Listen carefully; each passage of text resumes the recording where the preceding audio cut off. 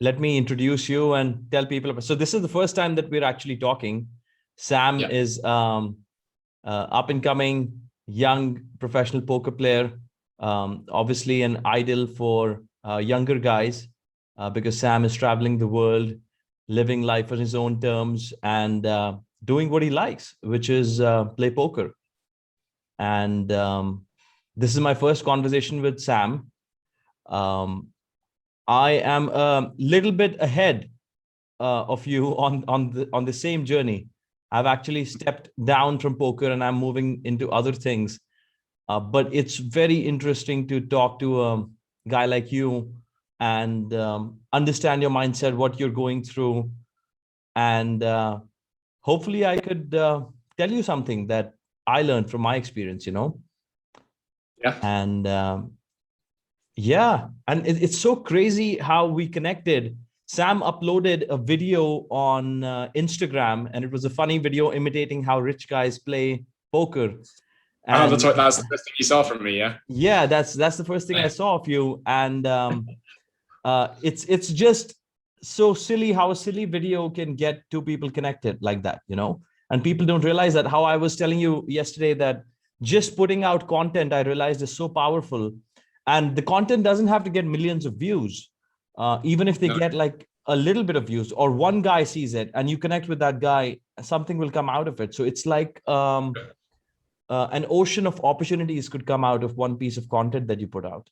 So that's amazing. And you Yeah. understand the value. You understand the Yeah. value of putting out content. What's your experience been with that? So for me, I started playing full time like 2 years ago, and straight away I decided if I'm going to be doing this full time, I'm going to start just documenting it and make a YouTube channel out of it, the way that some of the bigger guys in America had done. I don't know if you've heard of like Brad Owen, Andrew Nemi, Johnny Vibes, those guys. No, I haven't, but I can imagine. I follow YouTubers on other topics other than poker, but I know the only one that I've followed in poker is maybe Duck Polk, but that's it. Okay, sure. So yeah, this kind of culture of vlogging about poker came around through these few that I mentioned, and it got quite successful in the US, and it led to two of these guys, Brad and Andrew, kind of teaming up together. They already both had big channels. They teamed up together and they started touring around the US at first, going to casinos, and the casinos would pay them to host a meetup game there, which would then attract lots of players in, and they would get like 30 or 40 tables playing like 2-5 or whatever. So the casino's making a fortune. And I really like that model. And I was like, okay, let me see if anyone's doing this in the UK. Literally no one does it in the UK. There is not a single UK poker blogger. Still, 2 years later, I'm still the only one. So I've completely got this niche to myself. And I was like, there's just incredible value there. To, if it does take off and gain some traction, like I've got the whole market to myself for sponsorships for these meetup games and that kind of thing. So that was kind of the business part of my mind kicking in. But then also just from an enjoyability standpoint, like I really like, as you said, just putting stuff out there, and if people like it, great, and if not, that's fine, And through like the YouTube channel and some other things I've done content wise, like I did Twitch streaming for a while, Instagram and all that kind of thing. I've had lots of people reach out and say, it's been very helpful seeing someone a few years on from where I'm trying to be, or asking for tips and stuff like that. And I really enjoy all that kind of thing. What was I saying? So I then job as the dealer. I was dealing like a deep 1-2 cash game, and all these like old business guys in suits were playing like regularly, and this one young kid like in a hoodie, he was like 21, and he was just winning like all the time, and I was like, So one day, like when he was cashing out and I was finishing my shift, I just went and approached him and I said, like, look, you seem to be winning all the time. Are you just like lucky, or is there something else going on here? And like I've studied the game, this is my job. So I got really nosy. I was like, oh, really? Like, how much do you make? And I think he said at the time he was making 60 or 70,000 pounds a year, like tax free. And I was just like, sold. How to do it? Teach me. And this was just like playing like a 1-2 game. So I was like, oh my God, sold. Yeah. And that was the first time I realized that you could actually do poker as a job and you can make money at it consistently. And then, Sam, as soon as that like had like sunk in, I was like, I'm going to do that. And it took me like 6 years to get there, but I was like, I'm doing it at some point. I've had a lot of people say like, okay, what's the longer term plan though? Like, what about when you're bored of poker? And I was like, Yeah. bored? Bored of like what? Like traveling around the world, seeing like all these cool places and making money as I go and like paying for the trips. And like, no, I don't plan on getting bored. I'm open to the idea that I might. And if I did get bored of it, I would assume that something else would have taken my interest at that point. Yeah. So but how about Sam? You said that when you got started, I asked you what were some of your challenges, and you said that you didn't get a lot of support from friends, family, and you had to do it all by yourself. How was that like, and how did you deal with that? Yeah, so this is something I've ranted about before, is kind of societal pressure to fit the mold and like do what everyone thinks you should be doing.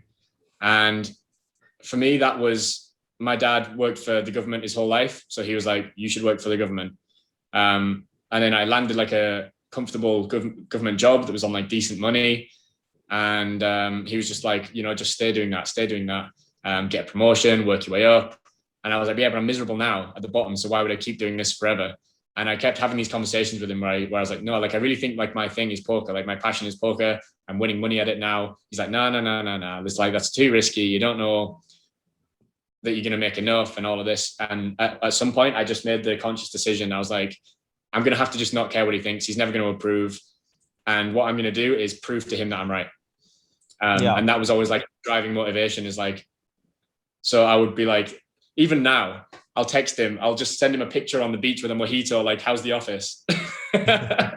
Like, just to prove a point. But yeah, I made like the conscious decision to be like, I'm going to do this. So I set myself 6 months while I was working full time still. And I was like, I would go to work 9 to 5, and then I would go straight from the office to the casino. I'd play from like 5 till midnight, and then I would go home and I would sleep. And I was tracking my results this whole time. This was like a 1-1 or 1-2 game, I can't remember. And I was like, okay, in this 6 months, I need to work out what my hourly rate is from playing like every day. And I can like extrapolate that and work out if it's going to be the same or more than what I'm earning at work. And I think I was at work, I was earning £13 an hour. And from poker in this sample, I did like 16 or 18 or something like that. So it was more. And there was a different city in England that I'd visited a few times where my hourly was like 40 or 50. So when I decided, okay, I can make a living here, but what about this other place, Manchester? I was like, so I quit my job, I handed in my notice, and on my last day in the job, I literally walked out of the office, went to my car, and my car was already filled with everything I own. And I literally just got in the car, drove to Manchester, and moved immediately, like after finishing my job. And then I went on to, my sample is over like 1,000 hours now in Manchester, and it was like £33 an hour or something. And that's what really like got me started.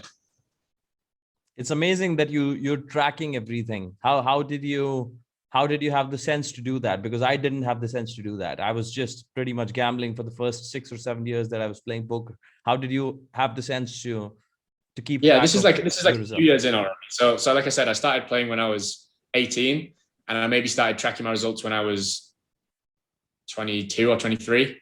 So yeah, like four or 5 years in already.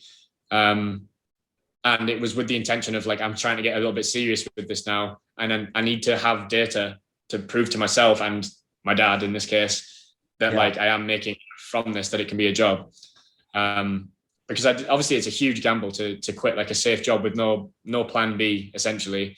So I needed data to back it up that it was a good idea. So I just needed like a big sample. That works, by the way. They all tell you that you're wrong and you're stupid, but when it pays off, then they all understand. So of course, no one sees the vision. Everyone sees like the bad things that can happen, right? Everyone's like, and it's in a good way. Like they're looking out for you. They're being like, okay, exactly, maybe that's a risky decision. They're not being like evil or anything. They want what's best for you, but they are seeing what can go wrong, and they're not seeing that like. I felt like I didn't have anything to lose because I was already miserable in the job I was doing. And it's not like I was earning crazy money where when I was out of work, my lifestyle was amazing to make up for it. It was like, I would go back to like an average house in my average car. And I was like, and then, I don't know, most of the week, Monday to Friday, 9 to 5, I'm miserable. So that to me doesn't feel like a gamble. It's like, if I make this exact same amount of money, but I get to spend my time in a card room, having fun, like laughing with friends, enjoying what I'm doing, that's a great trade-off for me. And the plan obviously wasn't to make the same amount of money, it was to make more. So like from what I've seen so far, like my friends have got me into cryptocurrency trading. Well, not trading, just investing, holding, right? And this seems to be, from my limited knowledge, our generation's property market. Yes. Yeah, you yes, like that? Dude. Yes, yes. I started studying crypto like once in a lifetime. Yeah, 6 months ago, I started studying Bitcoin. It might be one of the most exciting opportunities of our lifetime. If you can put in some time, read a book called The Bitcoin Standard. You will understand a lot more. It's Saifuddin Ammous is the author, and it's one of the best books out there on Bitcoin. And it's really fascinating stuff. Have you heard of Michael Saylor? I haven't. I haven't honestly studied much about it. Like I had a friend who was doing really, really well from it. He'd like 11x'd his money or something. And I just said, look, send me a screenshot of your portfolio. And I've just copied it. So that's like my level of expertise with it, to be honest. But it's going well. Any money that I don't need for travel expenses or to play poker with right now is being sent to the crypto portfolio. And watch interviews of Michael Saylor. He's a very, very he's a guy that bet $1 billion on Bitcoin recently. So he converted he's the CEO of a public company. He converted all of his cash that he had of his company into Bitcoin. And he made like a 3x return on it. So he already made like $1.8 billion or something on his money.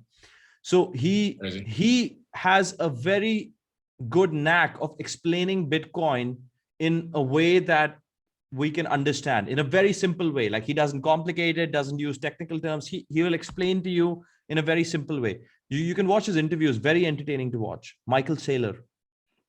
Okay. Nice. Yeah. Thanks for the tip. So, but I guess our target audience here, you said, is kind of like younger people, right? Yeah. People who are working out what they want to do, finding their passion, and then like figuring out how to pursue it, right? So at those people, I would say this is the time in your life. If you're like 18 to, 25, this is the time in your life to figure out what you want to do and start making moves towards it. Find out what your passion is, whatever you enjoy doing the most, just 100% commit to going after it. And okay, you might need money in the meantime. You can work a part-time job, but then make this thing your main side hustle. You're like, all your attention and your energy is going towards that. And that's kind of what I mentioned earlier. Like I was working because I needed money to live, but straight away after work, I was going to the casino and playing until I just needed to sleep. Like, it's got to be like your full energy has to go towards it, because otherwise it's like, you might as well not be doing it. If you're not giving your 100% to it, I think then you don't know if you could have done it or not, you know? Yeah. And about a 40-year-old quitting his job and pursuing his dream, I would say what Gary Vaynerchuk says. He says what you do is you don't quit your job. You do your job for 6-8 hours, whatever. And then you come back home and then you don't hang out with your buddies and don't watch Netflix, and you start doing whatever your passion is for the extra 3 hours per day. And then you build your skill level to a point where now you can justify to quit your job. Even if you're in that spot, even if you have a family to support, you start building your hustle. And when your hustle then crosses your main job, the income from your hustle, then you can think about quitting. Like I said, this is exactly what I was doing. I was tracking my results while playing. And as soon as my hourly was like over a decent sample higher than at work. Yeah, I was like, now you can justify it. Yeah, exactly. Yeah, and then you've got like actual evidence to back up leaving what you're doing. You know? But yeah, my advice is, honestly, you will regret more not doing something than doing it and failing. And it might be that the thing that you thought was going to be your passion, or like, this is going to be my life purpose, it might not be. You might change your mind. It might not work out, but you'll definitely learn something about yourself in the process, and you'll improve at certain skills that might then help you when you do figure out what your thing is. Who is Bart Henson? I've never heard of Bart Henson. You said you learned a lot from Bart Henson. So I'm excited to learn about this guy. Who is this guy? How did he help you? And how did he change your life? I've never met him in person. But I would say he's been my number one poker teacher. Like, I've learned the most from him of anyone in the world. And literally, he's just like, he makes YouTube videos. He's this guy, he lives in LA, I think. Maybe Texas now, actually. But but yeah, he just makes YouTube videos, but they're really good. His YouTube channel is Crush Live Poker. And whenever I coach someone, like if someone's wanting live poker coaching, which is another one of the side things I do now, the first thing I say is before we even start talking, go on Crush Live Poker on YouTube and watch everything he's ever made. Because honestly, like the value he gives out for free is insane. He'll get like a caller on and someone will call and tell him their hand. It'll be obviously a live player that's played in a live setting and they're not sure what they did right or wrong in a hand. And this guy's got like years of experience. He's played professionally for probably 15 to 20 years now, around like LA kind of scene. He was grinding like 510 and that kind of thing. And he's just really, really good at like live exploits, knowing player types, adjusting against them, and all these like really valuable skills that you're going to struggle to learn from books. This guy is just from like reference experience and repetition and just over and over and over again. He just knows these things like. And it's got to the point now where I've played a lot of live poker and I've adopted a very similar style, I think, of play.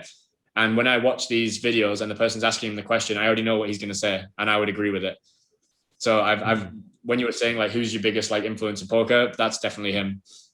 And we've talked briefly a few times on Instagram or whatever, but I've never met him. And I'm hoping I do when I get to Texas, maybe. But yeah, like great value. I would recommend everyone watching this. If you're into poker, check out Crush Live Poker. If you haven't, on YouTube, watch all the videos. Amazing value. And it's free. Great. Does he have a program? Does he have like live, any paid programs, or does he provide coaching, like paid? Yes. Paid I think he has like a Crush Live Poker, like training site where it's like a monthly subscription or whatever, and you get premium content or something. But honestly, the YouTube channel is great too. Have you seen the premium content? No, this is actually something else I wanted to touch on. I paid for one training course ever. And I didn't actually like it very much. It actually hindered my game a little bit because it was Upswing. It was like an Upswing cash course. And this is when I was in that period where I was talking about where I was working full time and then I was playing after. This is the kind of time I was like, okay, let's get the theory down. Let's like do an online course and get better as well. And theoretically better. And I started studying it, and it was, so Doug Polk is the head of Upswing. I don't know if you know that. And yes. So the style of it is very like, okay, you need to be like very GTO balanced. If you're balanced, you can't be exploited and all of this stuff, right? And I was taking all these things he was teaching me about, like, okay, you need to have like, you know, minimum defense frequency and all of this stuff. Like you need to call with a certain percentage of your hands on the river based on what size of the pot they bet and all of this kind of thing. Yeah. So I'm finding calls, and what ended up happening is I was playing a live 1-1 game where no one's ever bluffing. Yeah. And I was just calling all the time because I was like, okay, minimum defense frequency, I need to call. And I was just paying everyone off. And then I was bluffing like a correct amount myself. And they were just calling all the time because they were stations. So my win rate from where I'd intuitively worked out what to do was much higher than when I'd studied and started implementing what was actual like correct strategy. And then it was at that point I kind of realized, okay, like if I'm now playing correct and I'm winning less than I was before, and I didn't even know what I was doing, like what's that about? So that's when I started being like, okay, maybe this exploitative stuff is going to be more useful for live poker. And from that point, that's when I found like Bart Henson and Crush Live Poker, and started going more. So the reason why there's a mismatch there is because in what they teach you in most of the courses is the GTO strategy, whereas in live poker, and which is more tailored for the online scene. So exactly right. In the online games, good players, and it's not about how to bad players. Yeah. If you're playing on PokerStars or any of these websites, then you need to follow that GTO strategy. But if you're playing live, then you can deviate from the strategy as you see fit. But having the strategy and knowing the strategy has a lot of value, because when you'll start playing against tougher opponents, you will understand why they are doing certain things and how you can exploit them if you understand GTO. So that's why it is. But again, I would say poker is a very, very complicated game. There is many teachers. There is many different styles of teaching. There are some guys that are tight. There are some guys that are absolutely loose aggressive. There are some players that at different points of their career will play different styles and then teach that style. So I would definitely implore you to look for more teachers and pay for the premium content and then consume that. The best poker players that I know got really good at the game within 1 year of studying the premium content. And also, obviously, the second thing is the volume. When they put in the volume and they get coaching from some proper guy, that's how they get good.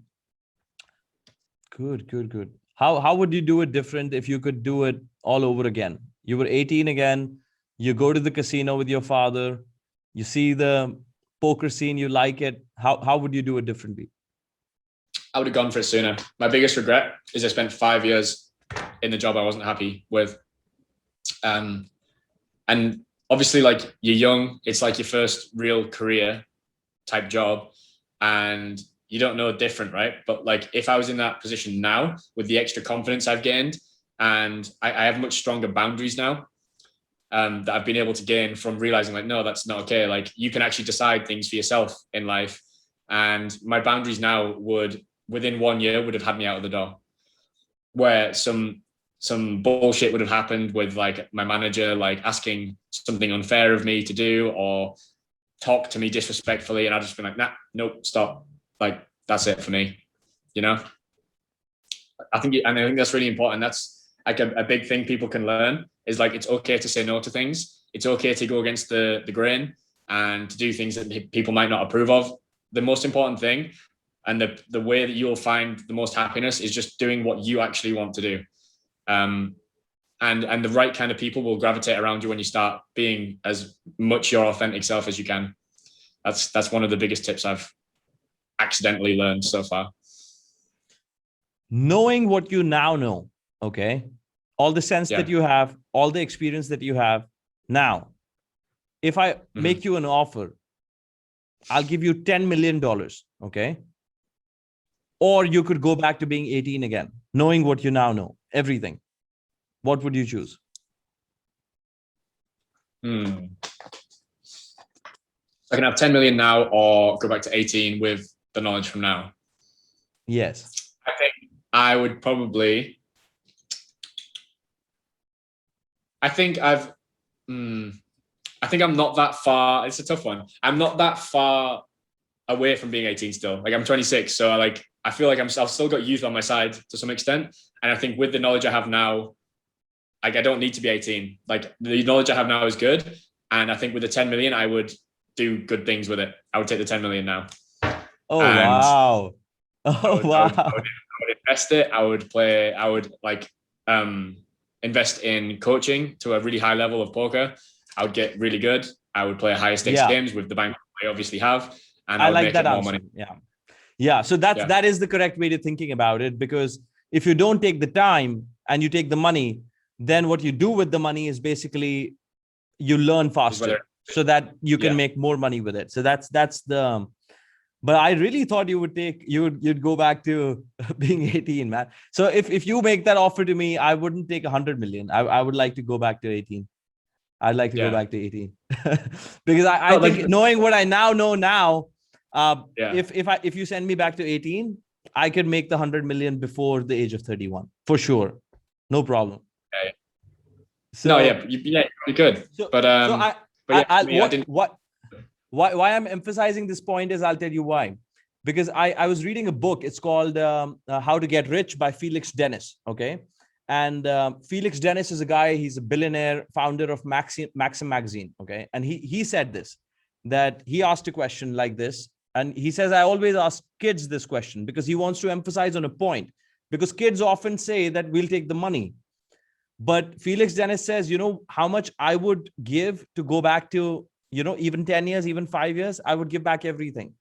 Because what kids don't realize is money, you can make the money with the knowledge that you have. Yeah, of course. But what you emphasized is correct. But if you take the money and then use that money, you could use that money now to get the knowledge now. And expedite that curve. So it's tricky. Now. Yeah, like what we said before, what's the thing that's holding me back now isn't lack of knowledge or lack of ideas. It's I need money to do them. So I've got to go and make the money now and then reinvest it. Yeah. Whereas if I already had the money now, I would be done for life. I'd be sorted. I would invest. I would maybe start businesses, and I would have everything working for me. I would build the lifestyle that I want, where everything's kind of passively flowing towards me without me having to do particularly much, and live like, very freely. So that's why I would take that one.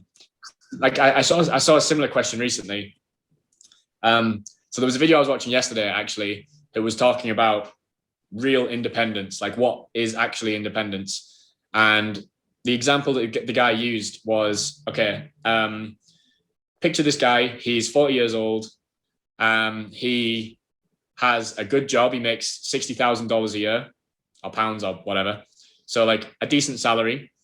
He owns a house that he's paying the mortgage for. He owns a car that he's paying a lease on.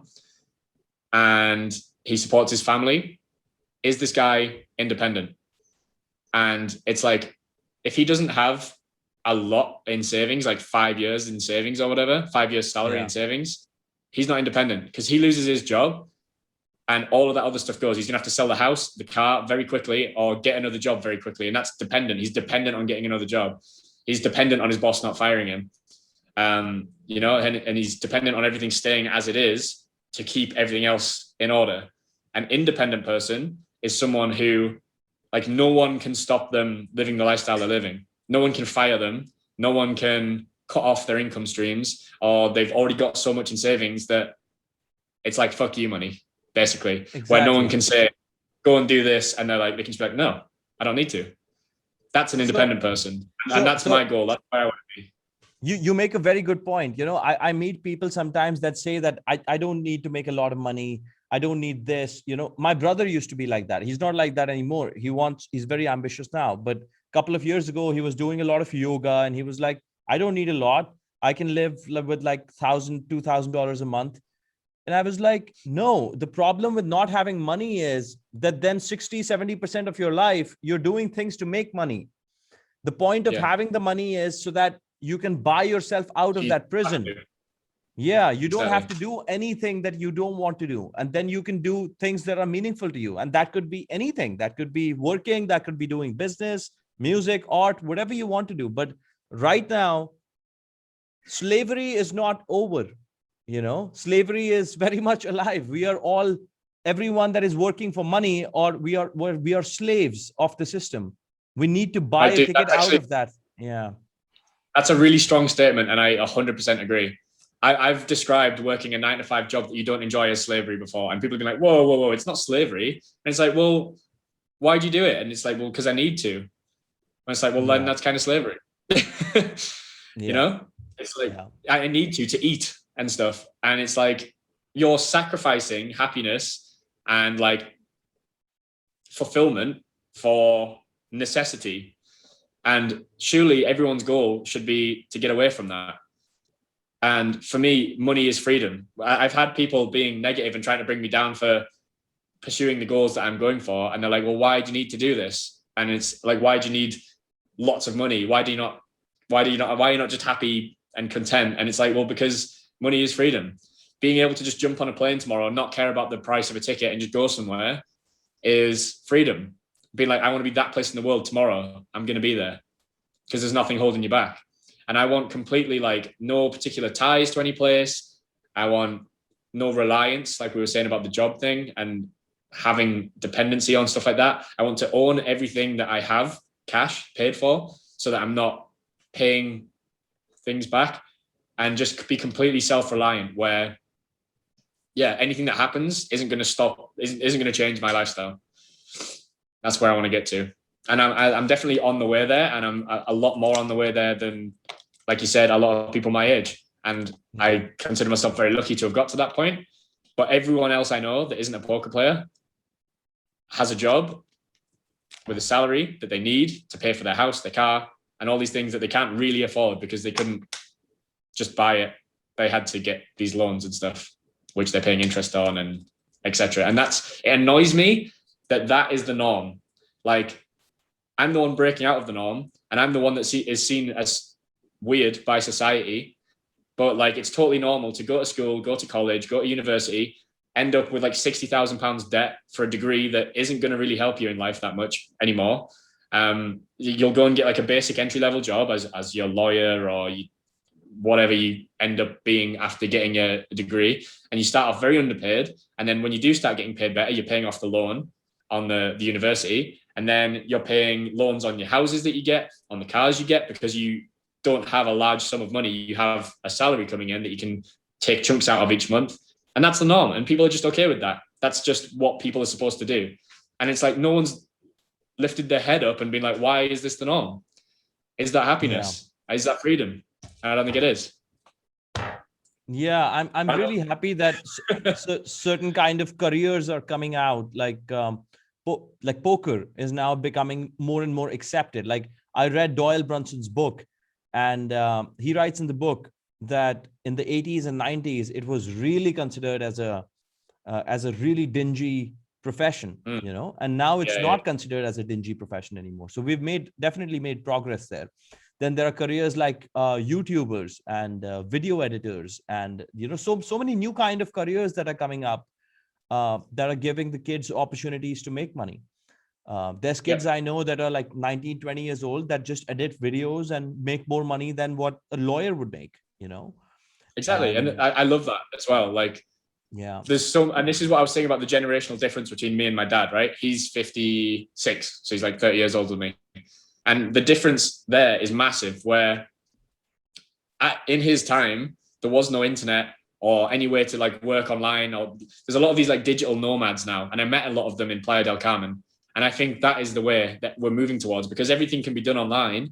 You can be anywhere in the world and do it. If you set yourself up right, where you don't need to be in any place to make money, you can have like online clients and that kind of thing. Like I met, for example, a yoga teacher.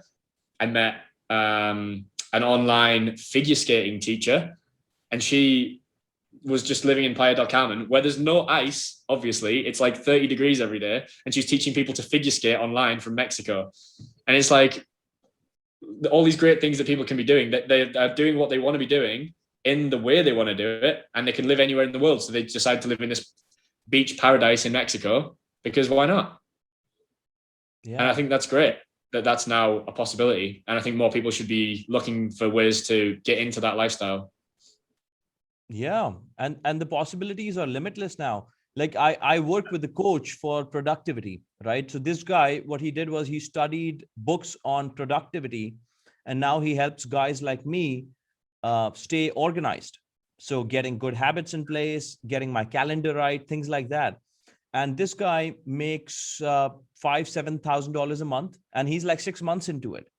So this is what, you know, there is no degree that he has, or there is no thing. Like I said, video editors are making money. You're making money as a poker player. I made money as a poker player. There are so many careers that are coming out.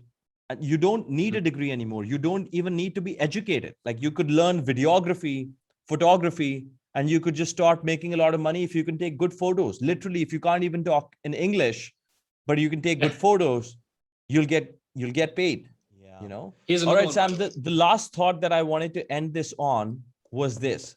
I asked you, what is your most unbelievable 10-year goal? You know, and you said to me, I don't know about 10 years, but I really wanted to be a millionaire before the age of 30, right? I wanted to make $1 billion before the age of 30. That's your dream. That's your goal. Okay. Yep. I've made $1 billion doing what you're doing, which is playing poker. And I've done it many times over. So I did it, and then I lost it all. And then I did it again, and then I lost, and then I did it. So I've done it a couple of times. So I really have this down.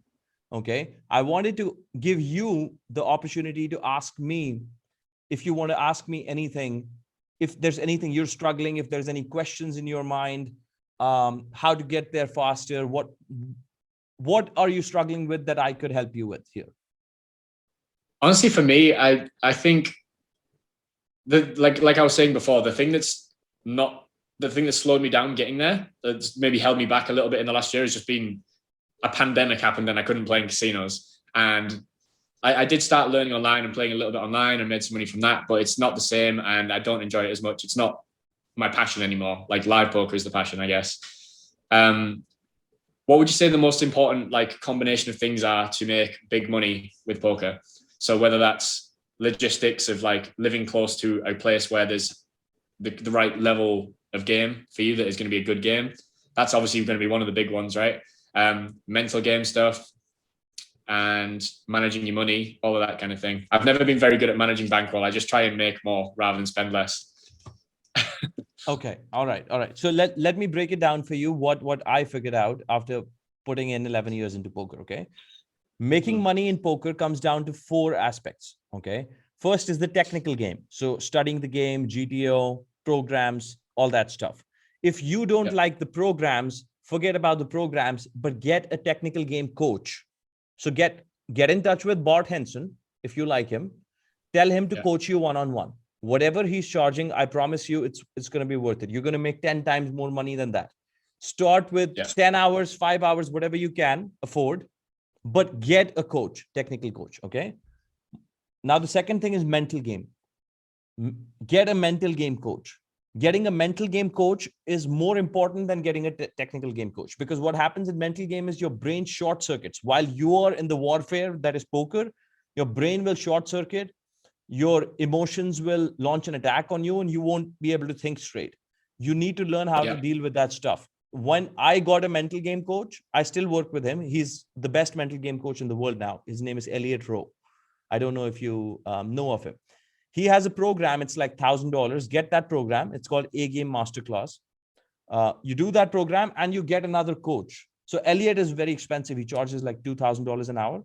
But you could get a coach that charges like $100 an hour, $200 an hour. There's many of them. Just do a search. Get a mental game coach. The third point, which is the spine when you have to make money in poker. And I made the mistake for the first 7 years not paying attention to this aspect. It's called game selection. Okay. Never ever play in games in which there is any doubt whether you will win or not. You need to be the best player on the table or the second best. The problem with being the third best player on the table is, so a lot of the times what happened with me is I'd be playing in private games, right? And I saw that there are 4 players that are worse than me. And I look at them, I'm like, okay, there's 4 fish, so I can play in this game, right? But there were 2 players better than me. So what happened in that setting was that I would win money from the fishes, which is the 4 players that were worse than me, but then I would lose to the players that were better than me. So I was just breaking even. I would just break even or lose or slightly win for the longest time. So what I did lately in my career is I orchestrated the games in a way so that I was the best player on the table. So I organized games myself, and I made sure that I was the best player on the table. And then like my graph just went up. Like you want to make $1 million in the next 5 years. I think it can be done in the next 12 months. I've done it so many times over that I think if you apply what I'm telling you, you could do it in 12 to 18 months. No problem. So game selection is the third thing. The fourth thing, it's called social game. So which means networking, basically. Yeah. This is where you can really, really get a massive edge on, because not even Phil Galfond focuses on this. Phil Galfond is also probably sitting in his house, studying the game and going deep into technical game. So obviously guys like Dan Bilzerian and Rick Solomon, these guys take massive advantage of things like, social game, networking.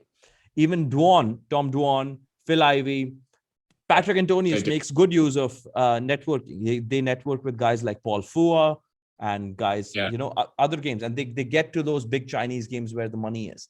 And that's how you really make money, by positioning yourself in networks where you're playing. By the way, pandemic is not an excuse.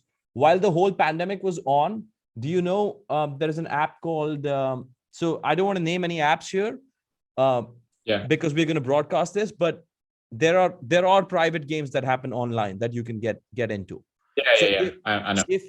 If you had friends in places, guys like me organize games on apps. There's many apps. One of the apps you used to work for that you mentioned in my form. There's other apps like that. And if you had enough connections, you would have games to play in, even though there was a pandemic. So yeah, focus a lot on networking. Never go to a casino with headphones. Always talk to the guy next to you. Save the guy's number. Never know what you'll find out, or you'll make like a friend with someone that can get you into a game. Or yeah, that's a really good tip. Another hack that I would tell you is right now, like whenever you work with Bart Henson or any other coach, or even when you're working by yourself, focus on developing an aggressive style of playing. Because if you don't play aggressive, when you start to climb stakes, you will not get into games. I promise you, no matter how much the guy likes you. It's not a concern for me. Don't worry. If anything, I'm always like, oh, I need to chill. Yeah. So always be on the aggressive side, even at the cost of losing money. Even if you lose money, even if you lose all your money, you still want to be on the aggressive side and network and have enough opportunities. What's going to happen if you lose all your money? If you're a good player, you can get another guy to back you, or there's always opportunities. When you're a good player, people will back you. You can make the money back. But once you get a reputation of being a tight player that nobody wants to play with, then it's really hard to get into games, and that is the death of a poker player.